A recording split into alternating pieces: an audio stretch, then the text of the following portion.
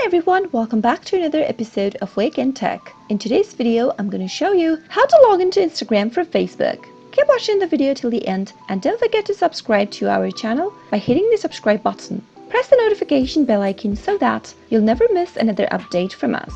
Now let's get started. Click open a web browser first and go to the URL box at the top and type in www.instagram.com. Press the enter on your keyboard and you'll end up in the login area of Instagram. You can either enter your phone number, username or email, and the password to log into your account, or you can log in with Facebook. Click on Login with Facebook in order to log in with your Facebook account. Now you'll need to log into your Facebook account first by entering the credentials for your Facebook. So go ahead and enter the email that is associated with your Facebook account or your phone number in the text box at the top. Once you type in your email, head over to the next box and type in the password for your account.